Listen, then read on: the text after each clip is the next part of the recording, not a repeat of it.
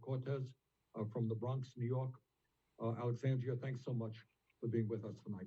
Of course, Bernie. Thanks for having me, and I hope you're doing well out in Vermont. So, I mean, today, this is, what we're seeing today, and, you covered so many of these issues, is what we're seeing today with this Senate GOP bill is just a complete mockery of public service. We're supposed to be here to help people. And what Mitch McConnell and the Republicans in the Senate just presented was just a package of corporate sweeteners to hand a blank check to Trump and Mnuchin that is secret, that we won't even know who they're doling money out to. And then they're just slapping the name coronavirus on top of it. But this bill does not help working families at all. And what we really need to focus on are the core solutions. As you mentioned, going into this mess, the average American, or most Americans had about, or rather a large plurality of Americans, had less than $400 saved. About 40% of Americans had less than $400 saved for an emergency. Now, all of a sudden, the entire country is experiencing this shock at once with surging unemployment. Today, an official from the St. Louis Fed just announced that we may see up to 30% unemployment rates. At the peak of the Great Depression, we saw 24% unemployment. So this is something unlike anything that we have ever seen. So there are two main things that we need to do economically. One is that we need to get money into the hands of working people. Everyone first of all, and it needs to be universal and unconditional. There are folks that want to apply a means test to make it based on how much money you made in 2018. It's as though these folks have never lived real life, as though we just repeat our salary year after year in the same way, and that every American experiences life like that.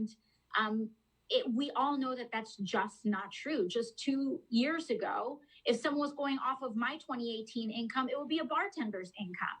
And we need to realize how much life changes every year for Americans. And so that's one thing. We need to make sure that we're getting money in to everybody immediately. But the second thing we need to do is to stop money out. And we've been able to be successful at some of this in the state of New York.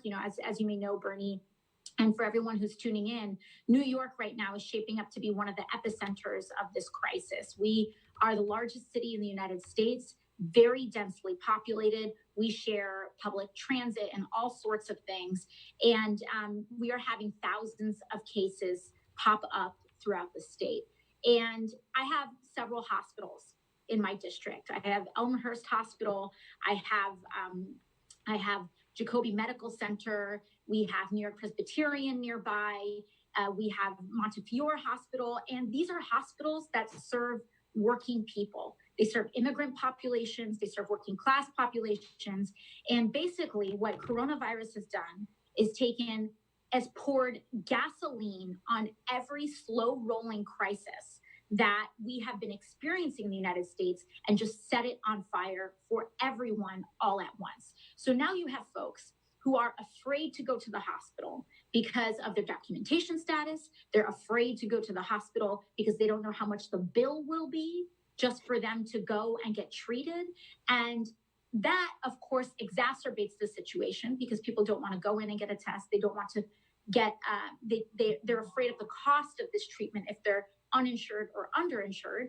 Now you have the entire whole blown through the argument as to why employment should be the reason why you have healthcare or not, or rather why your healthcare status should be conditional based on your employment. And not just whether you have insurance or not, but the quality of care that you get or not, being dependent on your employer. It's wrong. We have long been talking about how healthcare should be treated as a human right in the United States, why we need Medicare for all. And this is one huge case study as to why this is so important. So we have to make sure that we're taking care of people, that we're getting money in, and again, that we're also halting money out. That means mortgage, rent, and debt payments should all be suspended until people can get their feet under them. and we need to make sure that that people aren't continuing to get fleeced or being targeted by predatory lenders as well. And so, right now, because Trump has essentially abdicated leadership of this country to each individual governor, we're currently in this situation where governors are competing for resources, but also that these solutions are kind of chipping away state by state. So what we've been able to accomplish in the state of New York is secure a mortgage moratorium and an eviction and foreclosure moratorium. That's well and good. But if you're going to pass a mortgage moratorium without also passing a rent moratorium, what you are doing is that you are providing relief to people, largely, at least in the city of New York, based on their class, and that you're providing higher relief to people who are landowners or landlords. And so one thing that I'm currently pushing is that I've been calling up Albany and making sure that we push a rent moratorium before April 1st, before the first of the month when everyone's rent checks are due. We're in active conversations about that. I'm hoping that we're able to get this done in the next week because it's going to be extraordinarily important. Student loan debt is another massive another massive amount of money that goes out to people that we also need to halt. And that is something that is totally within our power, within the federal government. As most people know, we advocate for cancellation of student loan debt. But even just pressing the pause button is something that you could snap your fingers and do tomorrow if there was political will and if we had a White House that cared about working people. So that is something that we have to make sure that we put the political pressure on. But again, all of these, the reason we are here and the reason this crisis is hitting us so hard is because we have one of the worst healthcare systems in the developed world. We pay less than a living wage to a shamefully large amount of workers in the United States. Paid sick leave is not guaranteed. And we have to make sure that people have basic rights and as well as labor rights. So all of these things are contributing factors as to why this is hitting us so hard. But then you take that economic piece and you layer on inequities of race and immigration status, and you see that how things can get even worse. I represent New York's 14th congressional district, which covers the Bronx and Queens, and it includes Rikers Island. Now, we have been pushing for criminal justice reforms for a very long time and decarceral policy. And one thing that we need to do right now is really hit fast forward on progressive developments and pursuing decarceral policy because people's lives are at risk. There are people in jails right now in situations that are completely destitute and wrong. Right now, there are so many people crammed into certain cells in Rikers, and 21 incarcerated individuals have already tested positive for COVID-19. Those are folks who have been able to get tested. And as we know, tests are very limited. They are rationed for people who are already exhibiting quite extreme symptoms. So we have no idea how much this outbreak is going out. So there are a lot of things that we're asking for. One, we need to provide elderly clemency. There are plenty of people on Rikers that have been 60, 70, 80, 90 years old who quite literally need someone to take care of them, and they are still kept in a cage in Rikers Island and in prisons throughout the United States. We need to ensure that we are granting elderly clemency in the United States. We need to stop unnecessary pretrial detention in the United States. We need to stop arrests for low-level offenses, and quite a few areas have started rolling out some of these reforms. And it's actually a fascinating progressive moment, because what it's shown is that all of these issues have never been about how are you going to pay for it. It's never been about whether we have the capacity to do these things or if the logistics have worked out. All of these excuses that we have been given as to why we cannot treat people humanely have suddenly gone up in smoke. And what has been revealed is that all of these issues were really about a lack of political will and who you deemed worthy to be in an emergency or not. Because to me, in New York City, the highest rates of homelessness since the Great Depression has been an emergency for a very long time. And we have had to have been pushing for housing as a human right for a very long time. Now that we are experiencing everybody who's threatened by the uncertainty of this moment, everyone's realizing, wait, we are all in this together. And so that applies not just to issues of economic prosperity, but it also applies to issues of criminal justice, of civil rights, of human rights. And on the last note, one of the things that I also represent is LaGuardia Airport. And about a week ago, I was called by a community organization, New Sanctuary Coalition, and there was an anonymous tip that there were 6 young children being transported by ICE into New York City in the middle of a coronavirus outbreak. And I had gotten this call on a late Saturday night, and I was asked, can you go to LaGuardia right now? So we hop in, I rush to LaGuardia Airport, and I just took all of my congressional credentials with me, and I just waited outside of the gate where families come out of the airport. And I waited there until I saw an ICE agent with about 6 young children with him.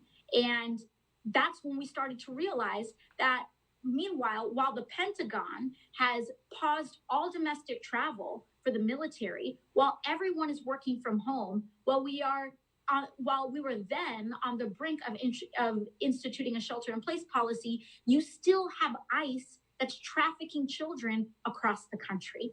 And not only that, but there are immigrants in detention centers that are getting even less attention because the federal government argues that they are entitled to less human rights than the rest of us. And so as a consequence, there are ICE detainees that are on hunger strikes in New Jersey in several different facilities. You have folks in Rikers who are also starting to organize their own strikes, and that they are not leaving their facilities. They are not going to their labor assignments, which we shouldn't even have mandatory labor assignments where prisoners are paid slave wages. So, we see how all of these issues, social, racial, and economic, are coming to a head, and we can move through this. And if we handle this right, if we handle this with bold, moral leadership, we can move through this and make sure that we abolish these systems of injustice, abolish these systems of class warfare, basically, and we can move to a system that centers people and working class Americans. And, with that, I'm just going to hand it off because that's just our report from New York, and I'm sure that there are a lot of other issues that are being experienced in Minnesota and Michigan as well. Alexandria, thank you so much. Let's go to Ilhan Omar, who represents the Minneapolis. And we can move to a system that centers people. Ilhan represents the Minneapolis area in Minnesota. Ilhan, are you there? I am, and I'm sure that there are a lot of other issues that are being experienced in Minnesota and Michigan as well. Alexandria, thank you so much. Let's go to Ilhan Omar, who represents the Minneapolis. And we can move to a system that centers people. Ilhan represents the Minneapolis.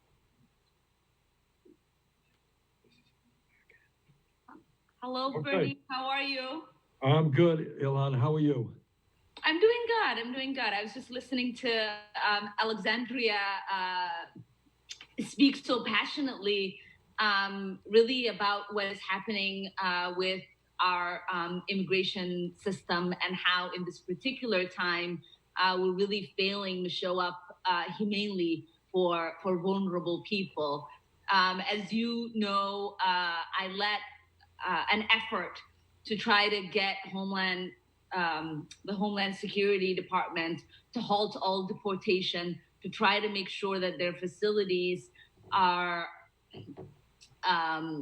doing everything that they can to prevent the spread of the virus, and making sure that we have an opportunity for people really not to spread the coronavirus. Many of the issues that we've been working on have been really truly been discussed by you and Alexandria.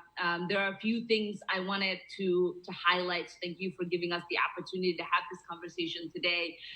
It's really important, I think, as we look at how we got here and what makes our country in this particular time so vulnerable really is because we have neglected so many critical issues, and we haven't addressed them for many years.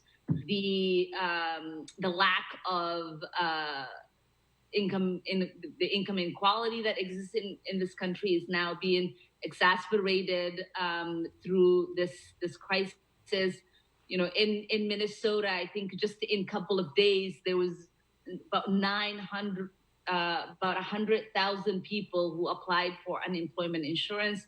They were saying just in a few days, unemployment went from 3% to 6%. So it makes sense that the kind of estimates that are being made about it going up to 30% at some point really could happen, because we know that there are so many people currently that are going to be unemployed and underemployed because of this. We also know that there are so many Americans who are shackled with student debt. So my sister Ayanna Presley out of Massachusetts and I led a letter to try to make sure that this next package includes a cancellation of student debt, because we certainly don't want people making a decision about whether they should feed their families, feed themselves, and make a decision about making a payment for their student debt. It's really important that in this particular time, when we are thinking about a next phase of relief, as you said, we have to make sure that we are not evicting people, that there is support for people who are paying rent, and it's not, as Alexandria said, about class, and not just only worrying about people who have a mortgage or people who have car payments that they have to make. But we have people, as probably Rashida will talk about, who are faced with their utilities being cut off. So we want to make sure that there's a protection against that. My state is doing lots of work in trying to guarantee that for people. We introduced a couple of bills. One that will guarantee a universal emergency payout of $1,000 to each adult, and $500 to every single child. We wanted to make sure for that to have the kind of impact we want it to have, for it not to be tied to any sort of income that you have or be means tested. Try to make sure that every single person in this country is able to get that relief and get it now. So we're asking the Treasury and the Social Security Department, the IRS and Social Security Department through the Treasury to be able to process that. We also are hearing from a lot of our small businesses here in Minnesota who are struggling right now. I recently spoke to a small banquet hall that essentially makes most of their money from weddings. They are committed to trying to still pay their employees, but they're not going to be able to have any income coming in. And so we introduced the Apple Act, which is a business relief bailout, so that they can have the opportunity to be able to do everything that they can do now, and have the government to make sure that they are being reimbursed for their lost wages. I think in this time we have to, one, come together and realize that there are so many people across the country whether they are people who are working at our stores, at our grocery stores, whether it is the people at our hospitals and clinics, whether it is the people at the police departments or firefighters, any of our frontline workers, people who are working in remotely from our offices, every single person who is doing work around the clock to try to make sure that Americans have the proper information that they need, that they're keeping themselves safe and informed, is receiving the kind of gratitude that they deserve, because without them, I don't think we will have the opportunity to really care for our constituents. As we go back and have a conversation with leadership, I think it's going to be really important for us to stay firm in making sure that there is no prioritizing of bailout to corporations, but bailout for workers, bailout for those who are most vulnerable in our communities, trying to make sure that there is an expansion of healthcare, an expansion of unemployment insurance, an expansion of paid sick leave, and an expansion of protection for many of our vulnerable communities, making sure that we have a plan in place for those who are homeless and those who are vulnerable out in our communities, and making sure that this administration is being truly held accountable for any sort of missed opportunity in trying to curb the spread of this virus, and giving out the proper information for the country to truly have the kind of preparedness that would have really stopped the kind of crisis that we have right now. I recently talked to healthcare providers in my state, and we're learning that they are operating with 2 weeks in 2 weeks behind. So any of the numbers we're learning about, those that are the testing positive in our communities, any of the shortage of supplies, all of those things are really not true actual numbers. And so we know that this crisis is fully not even understood, the kind of toll it will have economically on our communities. And so making sure that any policies that we propose, any kind of advocacy work that we do is rooted in the fact that this is going to be a lot worse than what we know. It's important for us not to panic, but it's also important for us to be honest with the American people and make sure that we are working together to move forward and make proposals that are going to be just and take care of everyone. Lastly, I want to say that there are some creative ways that communities are showing up for one another. I know that many people in my district are showing up for people in nursing homes who are isolated right now by doing video chats and volunteering their time to stay connected with people. I know that many in my community are changing the little neighborhood libraries that they have into food shelves and putting extra food in there for people to access.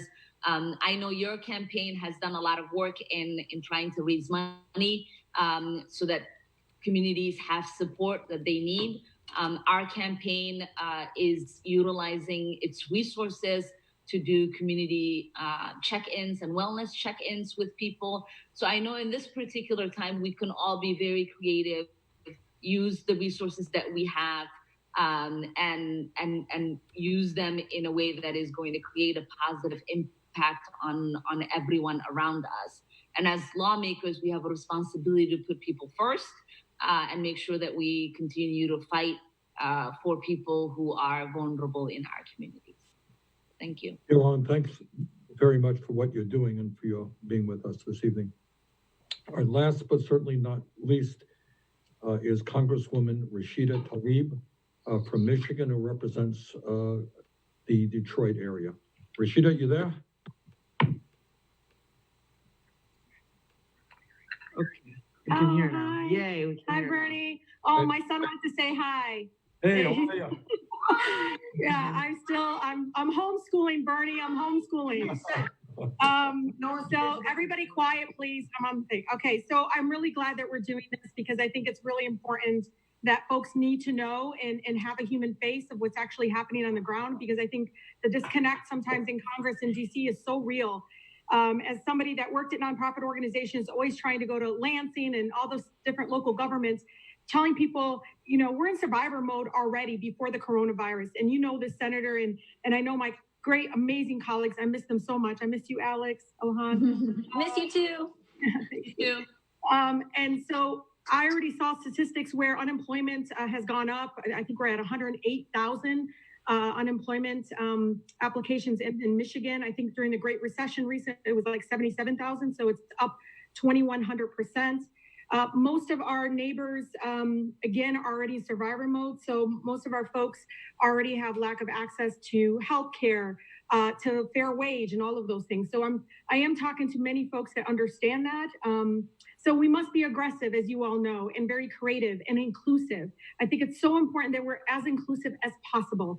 I feel like when we're picking winners and losers and picking those folks that, if it's like Alex said, the means test or anything like that, we really are making a disservice to the whole country. So the government response must be centered around people. And now let's kind of talk about what that would look like. As folks know, I dropped a proposal called Automatic Boost to Communities Act, which some people are calling Mint the Coin. And this is really important because it would really instantly lift people out of the situation they're in instantly with $2,000 and then $1,000 every month for a year. You know what? One thing that I know, and for organizers and folks listening, know this: do not settle for one-time payments. Do not settle for one-time kind of approaches, but we need to understand that this is going to be a whole year of impact and effect on people. And again, it's your job and your time, and as well as all of us in Congress, to try to put a human face to that. And one of the things that we know now is we have 3,000 water shutoffs now in Detroit. And I can tell you, even though they said they're going to put a moratorium and everything, they only put about 200 to 300 people's water back on. What that means is not only can people wash their hands, but people today were volunteers, barrels of water to take to people's homes that have children. Some are so afraid to come forward because they know if they tell people they don't have water, that their children could be taken away tomorrow. This is the reality of survivor mode and why it's so important that we have no strings attached to any kind of approach that we have in trying to lift people out of poverty. It is so critically important that when we talk about small businesses, that we also talk about local governments. They're employers too. Many of them, these are those that touch the lives of our people a lot more than the federal government does. These are our townships. These are our folks that are first responders that need PPE and masks and are begging for water as well, not because they have water shortage, but because they need these things to be able to serve our folks. Because when they call 911, somebody has to respond. And Senator Sanders knows that because he's a former mayor, and you understand that we have to have some sort of approach for our local government. So bill tomorrow, I hope people will support, is basically expanding the Federal Reserve Bank, which they already have authority now, I truly believe that, to immediately purchase any municipal debt. They do it for banks all the time. So the Federal Reserve Bank needs to wake up. Chairman Powell needs to understand they are critical to our local economy. They, again, do it all the time for corporations, other folks. Again, these are our first responders, our folks on the ground that really need to be lifted up. I have been truly inspired by all the people. You should see, Bernie, people are delivering groceries to their neighbors. Not only today did the People Water Board and all these water justice advocates today delivering water to people's homes, but they're also literally visiting, talking to folks, again, in the guidelines of social distancing, but really checking up on each other, and has been truly inspiring to see that. The economic divide in our country is so real, and we're feeling it now, but with me representing the third poorest congressional district, we've already been living it. And corporate greed has showed its ugly face again as we try to help our communities during this national, pandemic that's happening. So we need to really organize and elevate these stories again, these human stories of what it means to choose corporations over people. Tomorrow, much of my campaign, my team is going to be shifting a lot of efforts to raise money for Rock, Michigan, which is Restaurant Opportunity Center of Michigan. My restaurant, small business community, you have to know, immediately was shattered. Doors had to close down. These are my neighbors and service workers that desperately need help. So we're shifting a lot of that, and we're, again, using creative means of not just relying, obviously making sure government works for people, but also shifting even our own resources and showing others, this is how you have to do it. This is, again, a time in our country that's pretty remarkable and very painful if we do nothing to really push people out. So let's really bail out people first. Let's center around people. Our country cannot exist without these folks that are working in our grocery stores, our local firefighters, our community folks. I mean, our healthcare workers are absolutely on the front lines, but a lot of the other folks are so integrated and connected to that. I had a nurse tell me she got off in a long shift and she couldn't find anything to eat after helping people during this crisis. Again, all of it is so interconnected to each other. So we need to really be able to, again, be creative, aggressive, and inclusive during this effort. And I can't thank you all enough. I've been sitting here trying to triage. And I know Alex Ilhan and Senator Sanders knows this. You get these calls and you're triaging, almost like an ER. Who's going to go get the groceries? Who's going to get the person water? How can I get diapers, Bernie? I had to get diapers for one of my foster care agencies in Inkster, who couldn't get diapers for infants from infant to 4 years old. This is what's happening. Again, if you want to see, and I say this to everybody, you want to see what doing nothing looks like, you come to my district and I will show you specifically what the human impact is. But now everybody is sensing it. Everybody is seeing the economic divide and what it really is resulting in, what its space looks like. And so again, as we, mint the coin proposals, talk about local government assistance, really, really uplifting what Alex is doing, and Ilhan, and even my sister Ayanna Presley is on the forefront and pushing back at what's happening with folks in our Bureau of Prisons all across the country. We really need all of you out there to not stop beating the drum. You are an extension of who we are as members of Congress. You all give us credibility. When we're screaming and saying, this is not enough, Mitch McConnell, you all are in the background saying, yes, let me tell you why this is not going to work. And so it is critically important, as folks are listening in, that you are so much part of what we're doing and so much, so connected in what we're doing. And I want to thank you, Senator Sanders, for asking me to be part of this.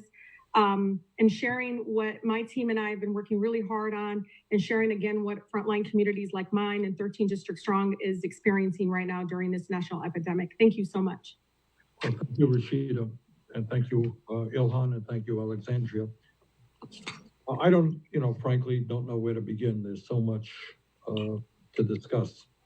Let me just start off with something that Rashida said, and Ilhan and Alexandria touched on it as well.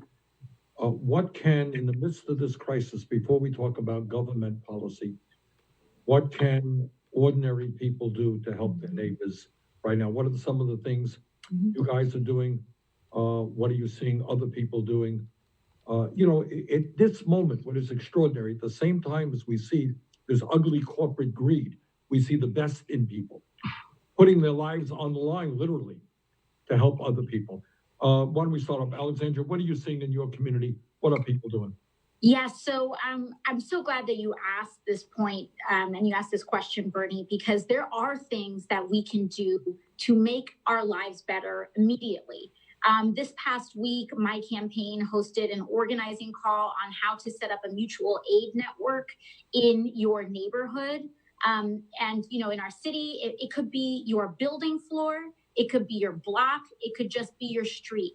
And what we did was that we held, we brought thousands of people onto a call, and we trained people in how to set up a mutual aid network. And what that really means is how you set up a network between your neighbors in meeting and helping each other meet their needs. And all of us have needs, whether they're material, whether they're time-based, whether they're labor-based.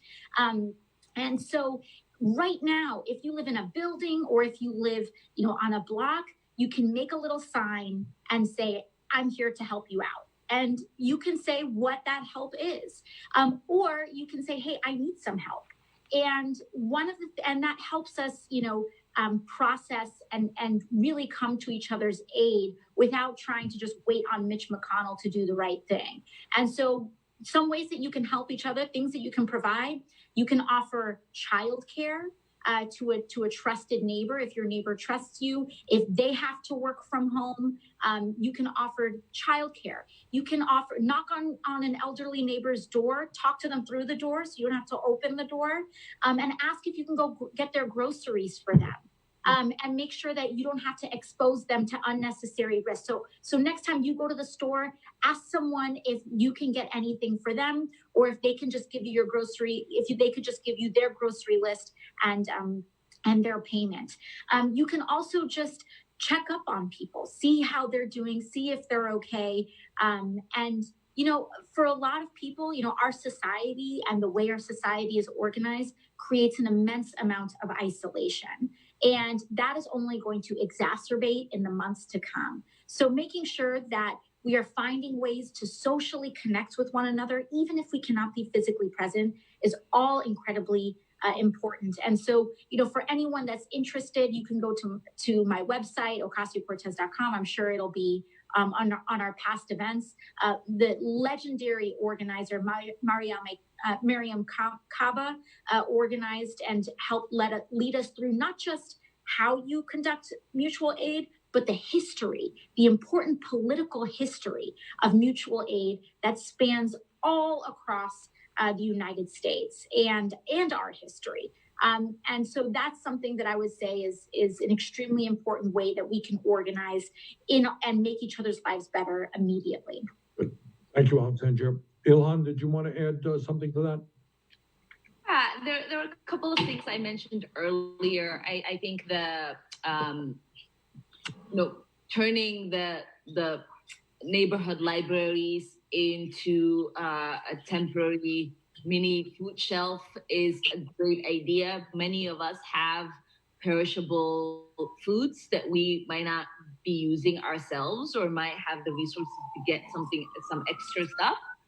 And so putting that out for people in your neighborhood who might not want to come and ask or might not have the ability to go to the local food shelf or wait in line can utilize. I think another really creative way to show up for our community is something I think that Alex mentioned a little, is helping babysit for one another. There are frontline workers, people who are working in our grocery stores. They're taking extra shifts because the need is higher.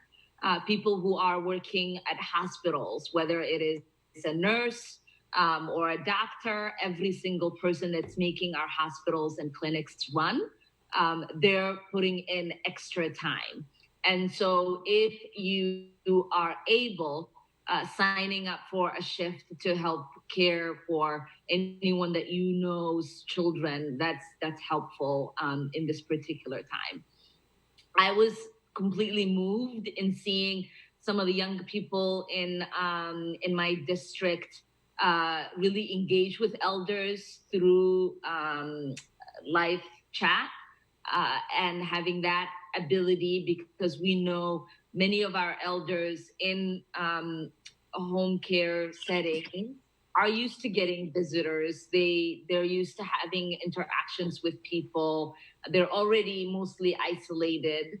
Some of them might not have family. And so having someone communicate with them a few hours a day is really helpful way for us to continue to get through this isolation together.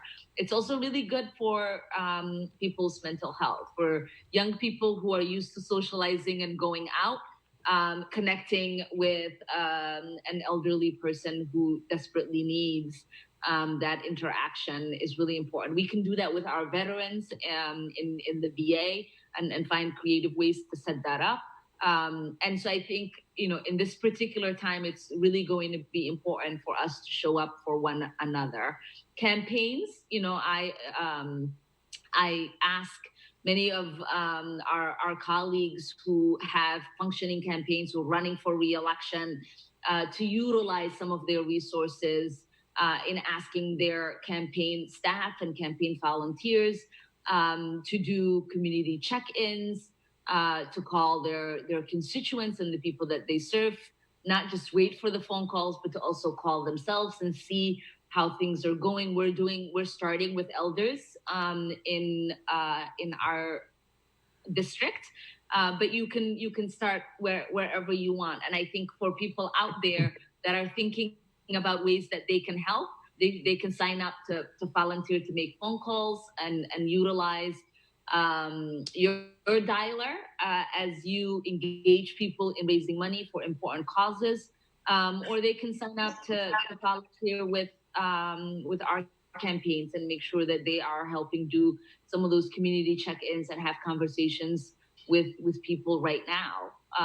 And I know so many people are worried watching the TV and hearing the constant updates will do something to your psyche. So having a conversation with someone is really going to be important. And so I hope that people use this time to take a break from their screens and find an opportunity to chat with someone out there and engage them in a conversation that is just about being hopeful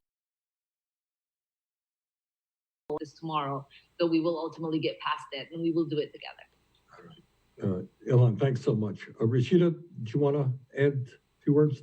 Yes, thank you, Senator. I think it's really important to, just in some sort of way, show up for others when you can. And we've done it in different ways. I know my neighborhood where I grew up, born and raised in Detroit, we're pretty resilient. But every corner of my district has been doing some creative things like having their kids, there's like a list of all the senior living places around the district, and they're having the kids write to various folks at the places to be able to engage. And hi, honey. And one of the things that I also love is a lot of my local mayors and township supervisor have put a list together of small businesses that are still doing carry out, delivery, things like that to kind of support them as well. Other thing I really love, I love this. One neighborhood in Southwest Detroit chose a time, I think it was like 5 o'clock.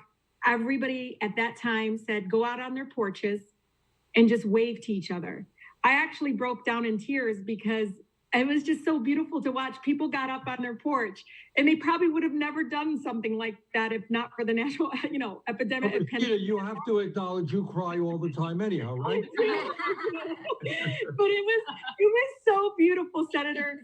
And it was so beautiful because there was this sense of love and just, people are really, their compassion is coming out, and just watching them all just wave to each other like that was super incredible. Those are the kinds of things I think give our country hope. We are resilient, we're strong, we're loving, all of those things that sometimes doesn't seem to shine with the current administration, doesn't shine with certain decisions being made in DC, that again is so incredibly disconnected with what's happening in our communities. Well, now you all know why these three young members of Congress have helped transform this country. And I'm glad everybody has a chance to get a glimpse of them, as I have for the last many, many months. They are so great, so human, so smart, so courageous, that it has just been a pleasure for me to have worked with them. And they continue to do a great, great job. So let me thank Alexandria and Ilhan and Rashida for being with me tonight. Let me thank all of you out there. I think it was a great discussion. I think you heard some great ideas. People now are nervous, they're isolated, and anything that we can do at the grassroots level to make people know that they're not alone in this crisis is a huge step forward. So members of Congress, thank you. American people, thank you. We'll see you soon. Thank you all. Bye. Bye, thank you. As Sue says. Thank you. Bye.